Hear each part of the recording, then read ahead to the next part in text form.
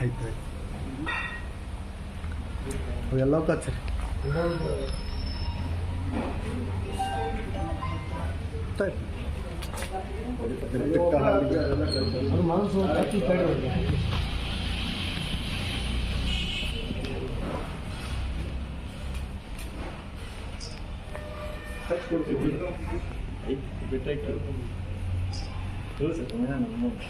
ಜವಾಬ್ದಾರಿ ಐತಿ ಇನ್ನು ಮ್ಯಾಗ ಭಾಳ ಜವಾಬ್ದಾರಿ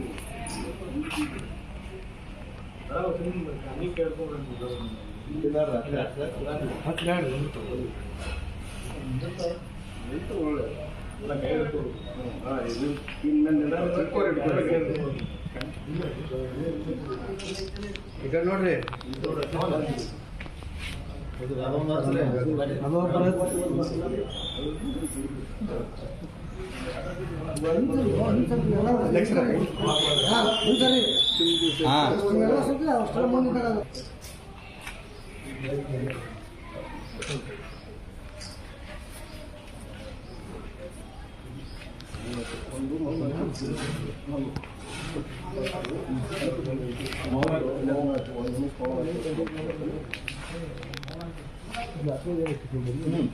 ಇವತ್ತಿನ ಮನಮೋಹನ್ ಮಾಜಿ ಪ್ರಧಾನಿಗಳಾದ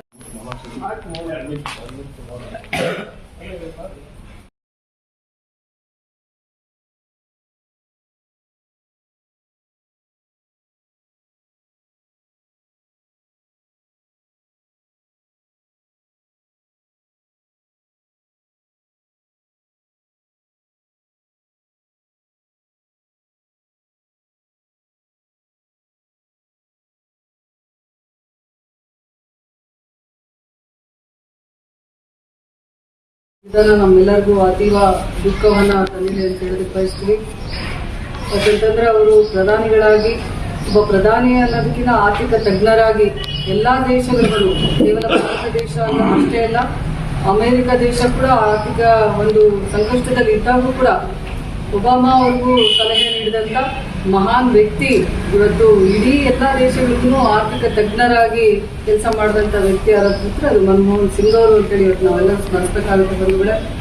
ಅದ್ರ ಜೊತೆಗೆ ಇವತ್ತು ನಮ್ಮ ಭಾರತದ GDP-ಯನ್ನ 10% ಇಂದ 12% ಏರಿಸಿದಂತ ಮಹಾನ್ ನಾಯಕ ಅವರು. ಇವತ್ತು ಅವರು ಪ್ರಧಾನಿಗಳಾಗಿದ್ದಾಗ ಯಾವತ್ತೂ ಕೂಡ ಆರ್ಥಿಕವಾಗಿ ನಮ್ಮ ಭಾರತಕ್ಕೆ ಸಂಕಷ್ಟ ಬಂದಿದ್ದನ್ನ ನಾವು ನೋಡಲೇ ಇಲ್ಲ. 2008ರಲ್ಲಿ ಏನೋ ಅಮೆರಿಕಕ್ಕೆ ಆರ್ಥಿಕ ಸಂಕಷ್ಟ ಬಂದಾಗ ಕೂಡ ನಮ್ಮ ಭಾರತ ಆ ಸಂಕಷ್ಟವನ್ನು ಎದುರಿಸಲಿದ್ದಂಗೆ ನೋಡಿದಂತ ಪ್ರಧಾನಿಗಳಾಗಿದ್ರೆ ಅದು ನಮ್ಮ ಮನಮೋಹನ್ ಸಿಂಗ್ ಅವರು ಅಂತ ಹೇಳೋದಕ್ಕೆ ಬಯಸ್ತೀನಿ. ಅದ್ರ ಜೊತೆಗೇನೆ ಇವತ್ತು ಆಕ್ಸ್ಫರ್ಡ್ ಅಂತ ಯೂನಿವರ್ಸಿಟಿಯಲ್ಲಿ ಓದಿ ಅಲ್ಲಿ ಒಂದು ಕೆಲಸವನ್ನು ಇದ್ರೂ ಕೂಡ ಬಿಟ್ಟು ನನ್ನ ಭಾರತದ ಸೇವೆಯನ್ನ ಮಾಡಬೇಕು, ನನ್ನ ಭಾರತ ದೇಶದಲ್ಲಿ ನಾನು ಇರ್ಬೇಕು ಅಂತೇಳಿ ಅಲ್ಲಿಂದ ಬಂದು ಭಾರತದಲ್ಲಿ ನಿಲ್ಲಿಸಿ 60 ವರ್ಷ RBI ಆಗಿರ್ಬೋದು, ಇವತ್ತು ಬೇರೆ ಬೇರೆ ಇಲಾಖೆಯಲ್ಲಿ ಕೆಲಸ ಮಾಡಿದಂತ ವ್ಯಕ್ತಿ ಕೊನೆಗೆ ಇವರ ಸೇವೆಯನ್ನ ಗುರುತಿಸಿ ನಮ್ಮೆಲ್ಲರ ನಾಯಕಿ, ಧೀಮಂತ ನಾಯಕಿಯಾದಂತ ಸೋನಿಯಾ ಗಾಂಧಿ ಅವರು ಇವತ್ತು ಅವರನ್ನ ಪ್ರಧಾನಮಂತ್ರಿಯನ್ನಾಗಿ ಮಾಡಿದ್ರು. ಅವರು ಪ್ರಧಾನಮಂತ್ರಿಯನ್ನಾಗಿ ಮಾಡಿದ್ದು ನಮ್ಮೆಲ್ಲರ ದೇಶಕ್ಕೆ ಕೊಡುಗೆಯನ್ನ ಕೊಟ್ಟಂತಾಯ್ತು. ಹಲವಾರು ಯೋಜನೆಗಳನ್ನ ನಾವೇನಾದ್ರೂ ವಸ್ತುಗಳನ್ನ ನಾವು ಭಾರತದಲ್ಲಿ ಕಾಣಬೇಕು ಅಂತಂದ್ರೆ ಹಲವಾರು ವರ್ಷಗಳ ಮೊದಲೇ ಅದನ್ನ ಬುಕ್ ಮಾಡಬೇಕಾಗಿತ್ತು. ಬೇರೆ ವಸ್ತುಗಳು, ಬೇರೆ ಒಂದು ವಿದೇಶದ ವಸ್ತುಗಳನ್ನ ಕಾಣೋದು ಅಪರೂಪ ಆಗಿತ್ತು. ಅಂಥದ್ರಲ್ಲಿ ಇವತ್ತು ಎಲ್ಲಾ ವಸ್ತುಗಳನ್ನು ನಮಗೆ ಸಿಗೋ ಹಾಗೆ ಮಾಡಿ, ಅದಕ್ಕೆ ಎಲ್ಲದಕ್ಕಿಂತ ಮುಖ್ಯ ಇವತ್ತು ಎಲ್ಲರೂ ಮನೆಯಲ್ಲೂ ದುಡ್ಕೊಂಡು ತಿಂತಾ ಇದ್ದಾರೆ. ಇವತ್ತು ಏನಾದ್ರೂ ಎರಡಕ್ಕಿಂತ ಕಾಣ್ತಾ ಇದೀವಿ ಅಂದ್ರೆ ಅದು ನರೇಗಾ ಯೋಜನೆಯಿಂದ, ನರೇಗಾ ಯೋಜನೆಯಿಂದ ಸಾಕಷ್ಟು ಅನುಕೂಲವನ್ನ ಬಡ ಜನತೆಗೆ ಮಾಡಿಕೊಟ್ಟಿದ್ದಾರೆ.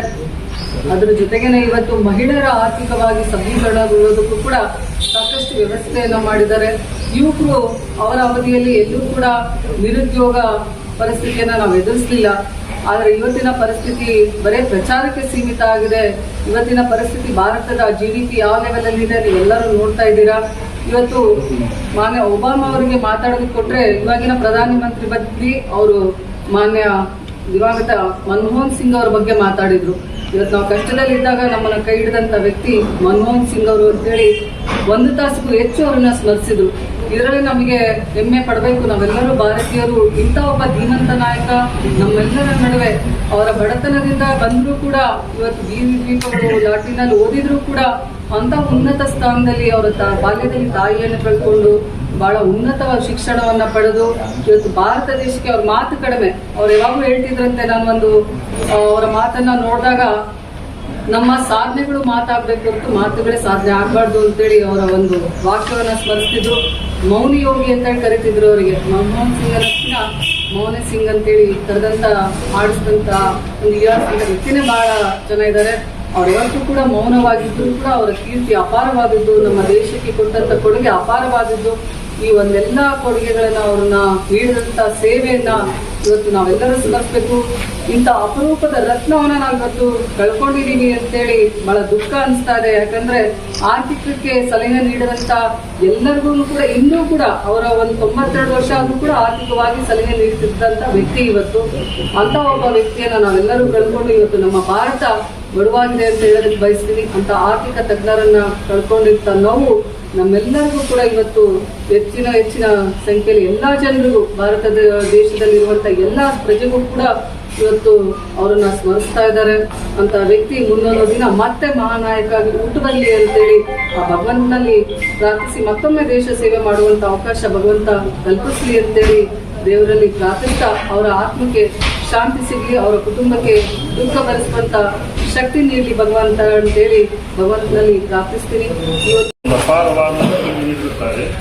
ಈಗಿನ ಏನು ಆಧಾರ್ ಕಾರ್ಡ್ ಇದೆಯಲ್ಲ, ಆ ಆಧಾರ್ ಕಾರ್ಡ್ ಜನಕನ್ನು ಕೂಡ ಮನಮೋಹನ್ ಸಿಂಗ್ ಅವರು ಅವಾಗಿನ ಕಾಲದಲ್ಲಿ ಇನ್ಫೋಸಿಸ್ ಸಂಸ್ಥಾಪಕರಾದಂಥ ನಂದನ್ ನೀಲಕೇಣಿ ಅವರ ಒಂದು ಅಧ್ಯಕ್ಷತೆಯಲ್ಲಿ ಒಂದು ಸಮಿತಿಯನ್ನು ರಚಿಸಿ ಅವಾಗ ತಮ್ಮ UPA ಫಸ್ಟ್ ಅವಧಿಯಲ್ಲೇ ಆಧಾರ್ ಕಾರ್ಡಿನ ಒಂದು ಪ್ರಾಜೆಕ್ಟ್ ಅನ್ನು ಅವರು ಹಾಕಿಕೊಟ್ಟಿದ್ದಿದೆ. ಅದರ ಜೊತೆಗೆ ಭಾರತ ಇವತ್ತು ಅಣುಶಕ್ತಿಯಲ್ಲಿ ಮುಂದೆ ಬರಬೇಕಪ್ಪ ಅಂತಂದ್ರೆ ಅವಾಗ ಅಂತಾರಾಷ್ಟ್ರೀಯ ಅಣುಶಕ್ತಿಯ ಒಂದು ಇದನ್ನೇ ಬದಲಾಯಿಸಿ ಅಮೆರಿಕದೊಂದಿಗೆ ನಮ್ಮ ಭಾರತದ ಅಣುಶಕ್ತಿ ರಿಯಾಕ್ಟರ್ಗಳಿಗೆ ಯುರೇನಿಯಂ ಪೂರೈಸುವ ಒಂದು ಒಪ್ಪಂದವನ್ನು ಇಡೀ ವಿಶ್ವ ಅವಾಗ ನೀವು ಎಲ್ಲರಿಗೂ ವೋಟಿಂಗ್ ಆಗಿತ್ತು ಪಾರ್ಲಿಮೆಂಟ್ ಸರ್ಕಾರಿ ಅಂಥವನ್ನು ಎದುರಿಸಿ ಸಹಿತ ನ್ಯೂಕ್ಲಿಯರ್ ಪಾಲಿಸಿನೇ ಚೇಂಜ್ ಮಾಡಿ ಭಾರತಕ್ಕೆ ಅಣುಶಕ್ತಿಯಲ್ಲಿ ಮುಂಚೂಣಿಯಲ್ಲಿ ತಂದು ನಿಲ್ಲಿಸಿದ ಯಾವ್ದಾರ ವ್ಯಕ್ತಿಗಳು ಅದಾರಪ್ಪ ಅಂತಂದ್ರೆ ಅದು ಮನಮೋಹನ್ ಸಿಂಗ್ ಅವರು.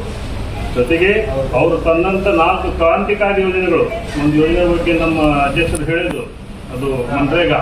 ಇವತ್ತು ಗ್ರಾಮೀಣ ಭಾಗದ ಜನರ ಉದ್ಯೋಗದ ಜೀವನಾಡಿ ಅದು. ಜೊತೆಗೆ ಆಹಾರ ಭದ್ರತೆ ಕಾಯ್ದೆ ಮತ್ತು ಶಿಕ್ಷಣ, ಎಲ್ಲರಿಗೂ RT ಎಲ್ಲರಿಗೂ ಶಿಕ್ಷಣ ಸಿಗುವಂಥ ಕಾಯ್ದೆ ಮತ್ತು ರೈಟ್ ಇನ್ಫಾರ್ಮೇಷನ್ ಆಕ್ಟ್ ಇಂಥ ಕ್ರಾಂತಿಕಾರಿ ಯೋಜನೆಗಳನ್ನು ತನ್ನಂತ ಶ್ರೀಮತಿ ಸೋನಿಯಾ ಗಾಂಧಿ ಅವರ ನೇತೃತ್ವದಲ್ಲಿ ಭಾರತದ ಪ್ರಧಾನಿಯಾಗಿ ಅವರಿರುವ ಸೇವೆಗಳು, ಅನನ್ಯ ಸೇವೆಗಳು, ಅವ್ರ ಬೆಳಗ್ಗೆ ಮಾತಾಡ್ಕೊಂತ ಹೋದರೆ ಸಮಯ ಸಾಕಾಗಿಲ್ಲ. ಅವರ ಎಲ್ಲ ಸೇವೆಗಳನ್ನು ಕೇವಲ ಕೆಲವೇ ಅಕ್ಷರಗಳನ್ನು ನಾವು ಹೇಳೋಕ್ಕಾಗೋದಿಲ್ಲ. ಆದರೂ ಕೂಡ ಪಕ್ಷದ ಹಿರಿಯ ನಾಯಕರು 10 ವರ್ಷಗಳ ಕಾಲ ಸಮರ್ಥವಾಗಿ ದೇಶವನ್ನು ನಡೆಸಿದಂಥ ಮಹಾನ್ ಪ್ರಧಾನಿಯನ್ನು ನಾವಿವತ್ತು ಕಳೆದುಕೊಂಡಿದ್ದೇವೆ. ಇವತ್ತಿನ ದಿವಸ ಒಂದು ಇಲ್ಕಲ್ ಮತ್ತು ಹುಣಗುನ್ ತುಲಾ ಕಾಂಗ್ರೆಸ್ ಪಕ್ಷದ ವತಿಯಿಂದ ನಮ್ಮ ಶಾಸಕರ ಪರವಾಗಿ ಅವರು ಬೆಳಗಾಂನಲ್ಲಿ ಶ್ರದ್ಧಾಂಜಲಿ ಸಭೆಯಲ್ಲಿ ಇವತ್ತು ಪಾಲ್ಗೊಂಡಿದ್ದಾರೆ. ನಮ್ಮ ಅಧ್ಯಕ್ಷರಾದಂಥ ಶ್ರೀ ವೀಣಾ ಕಾಶಪ್ಪನವರ ನೇತೃತ್ವದಲ್ಲಿ ನಾವೆಲ್ಲರೂ ಡಾಕ್ಟರ್ ಮನಮೋಹನ್ ಸಿಂಗ್ ಶ್ರದ್ಧಾಂಜಲಿ ಸಲ್ಲಿಸ್ತಾ ಇದ್ದೇವೆ. ನಮಸ್ಕಾರ.